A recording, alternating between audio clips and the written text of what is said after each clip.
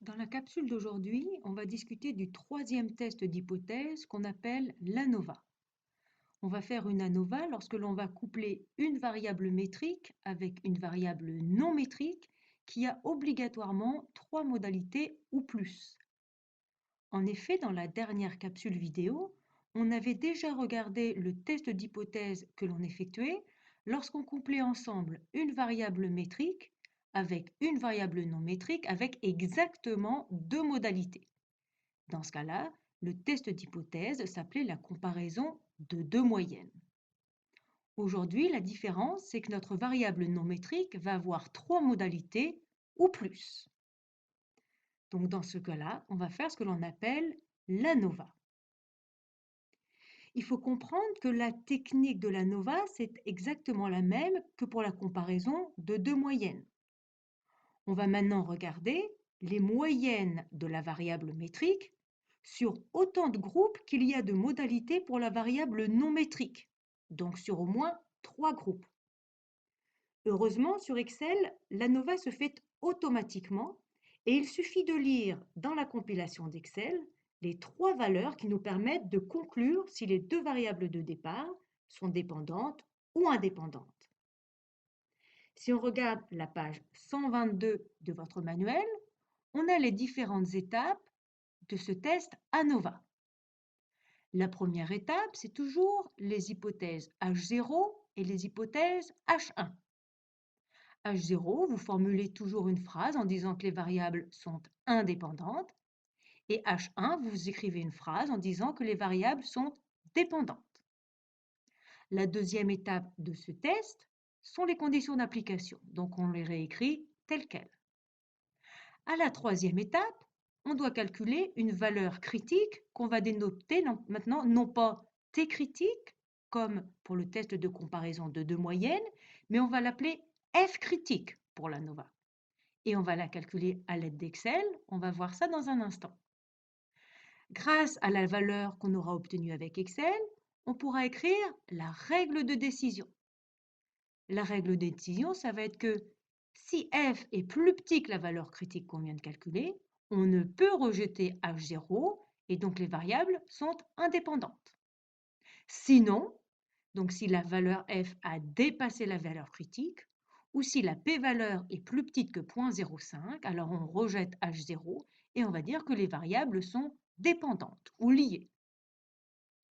Donc, en plus de f critique, on a besoin aussi de déterminer la valeur de f et la p-valeur que l'on va déterminer de nouveau à l'aide d'Excel. Les explications dans Excel vous sont données aussi dans votre manuel à la page 121. La première chose, j'aimerais que vous le souligniez dans votre manuel, c'est qu'il ne faut jamais oublier cette étape-là, qui est le quatrième paragraphe à la page 120. On me dit ceci, les données des échantillons doivent toujours être représentées en colonnes. Donc sur Excel, les différents chiffres de la variable métrique correspondant aux différentes modalités ne doivent pas être les unes en dessous des autres, comme c'était le cas pour la comparaison de deux moyennes, mais l'une à côté des autres.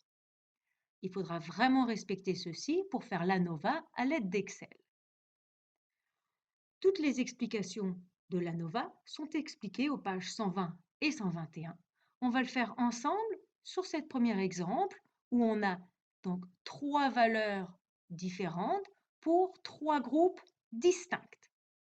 Voyons comment effectuer ce test avec Excel. J'ai repris ici le laboratoire 10 que vous pourrez déjà trouver sur les A. Et en exemple, on a donc les valeurs de la variable métrique pour les trois catégories différentes, pour les trois modalités de la variable non métrique. Donc ici, l'étape où on les met sur trois colonnes différentes, c'est déjà fait. Maintenant, pour faire l'ANOVA, je vais le trouver dans l'onglet Données. Je clique sur Données, puis dans l'utilitaire d'analyse. Dans l'utilitaire d'analyse, on va chercher, dans le menu déroulement, l'analyse de variance un facteur. C'est le premier tout en haut. Analyse de variance un facteur, je viens le sélectionner. OK. Les plages d'entrée, vous devez trouver vous devez sélectionner tous vos nombres sans les titres. Voilà, donc j'ai sélectionné toutes les colonnes au complet. Il y a des cellules vides, Excel est capable de le gérer. Le seuil de signification, assurez-vous, c'est toujours 5%. La plage de sortie, on va pouvoir demander à Excel, par exemple, je vais demander de le mettre à la cellule B11. OK. Les compilations d'Excel vont permettre de nous déterminer directement les 3 valeurs qui nous sont utiles. D'abord, la valeur de F, ensuite la valeur critique de F critique, mais aussi la p-valeur. Donc voilà ici les 3 chiffres qui nous sont importants. On pourrait les écrire à part, donc la valeur de F. Ici, la valeur de F, c'est donc 8,21. La valeur de F critique, 3,68, 3,68. Et la p-valeur, qui vaut dans cet exemple 0,003. 0,003. Si je reprends la règle de décision dans votre manuel, la règle de décision est ici. Si on a dépassé la valeur critique ou si la p-valeur est plus petit que 0,05, on rejette H0. Ici, F a effectivement dépassé la valeur critique et en plus, la valeur P est aussi plus petite que 0,05. Donc, pour toutes ces raisons, on va rejeter H0 et donc dire que les variables sont dépendantes. Donc ici, on pourrait insérer une zone de texte et dire que les variables sont, donc là, les variables sont dépendantes, puisque la p-valeur est plus petit que 0,05 et même le f a dépassé la valeur critique. Donc voilà, l'utilisation d'Excel pour faire l'ANOVA est très rapide.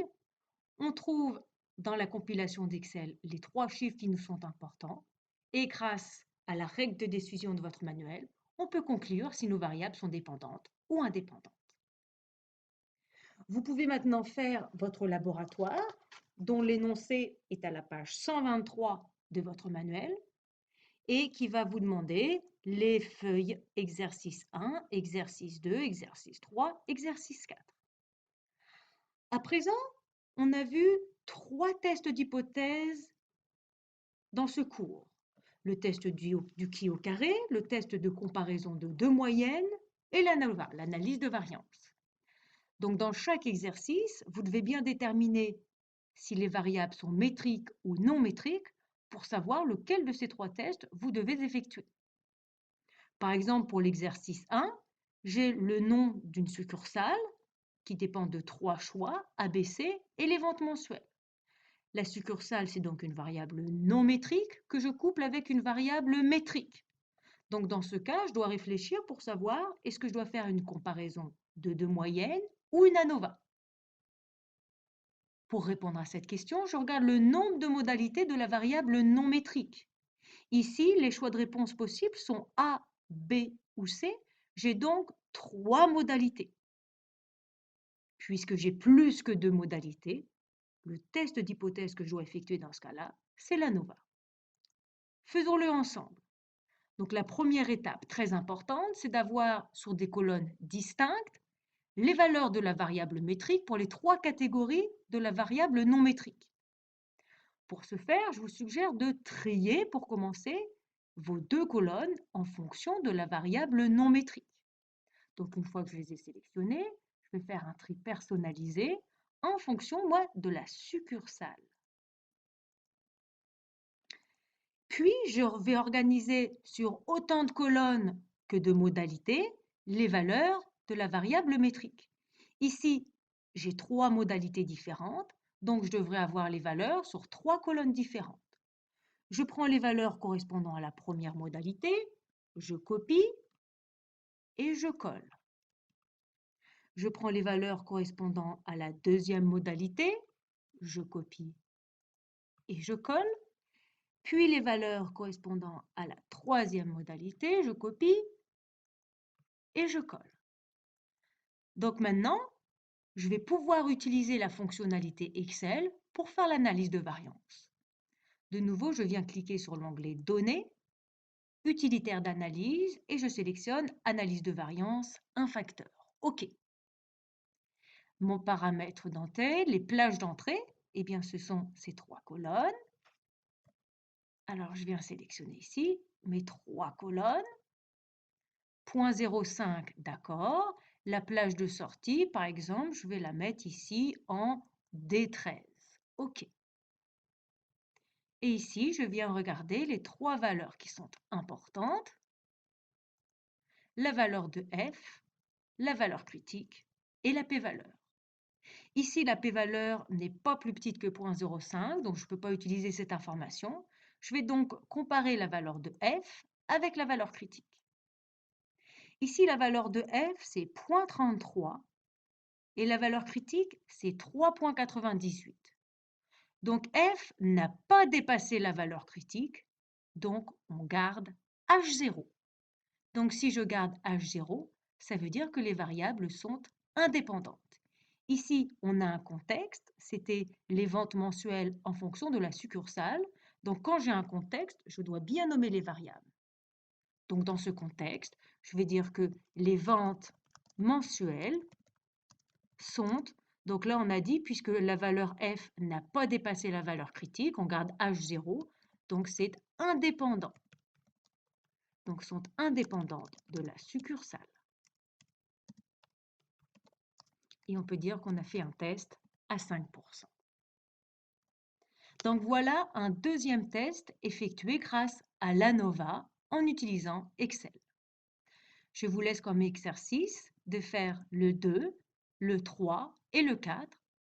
Toujours demandez-vous, dans les cas que vous avez, si vous devez faire un test du qui au carré, un test de comparaison de 2 moyennes ou une ANOVA.